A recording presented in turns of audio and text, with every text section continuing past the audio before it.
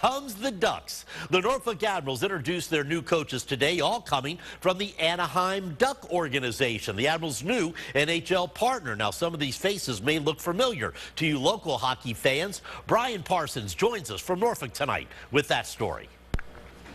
2 months after learning that the Anaheim Ducks would be replacing the Tampa Bay Lightning as the NHL affiliate of the Admirals, we finally got a chance to meet the new coaching staff. It's great to be back. I never ever thought this would ever happen.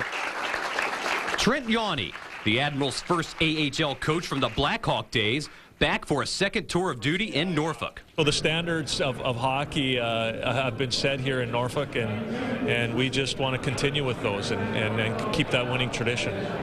Joining Yawney on the bench, former Admirals defenseman Marty Wilford, as well as a much slimmer Mike Haviland, who was head coach of the Admirals for 2 years following Yawney's stint. When I got the call from Jans and then Bob Murray, and then I heard they were coming back to Norfolk, it was a thrill for me because I love the city. I had a great 2 years here, and I was excited.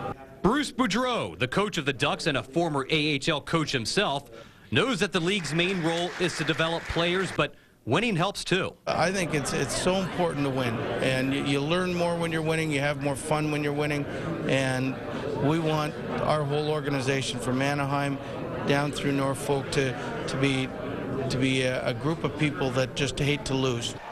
Tampa officials said the reason they ended their affiliation with Norfolk was because long bus rides cut into practice time. Yawney offers a different take.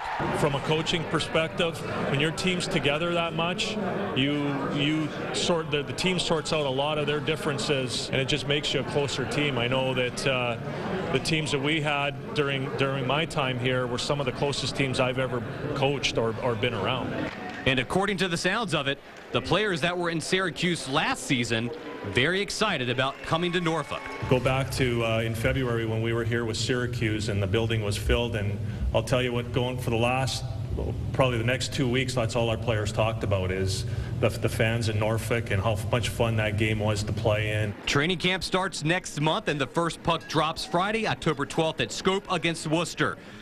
In Norfolk, I'm Brian Parsons for the Sports Wrap.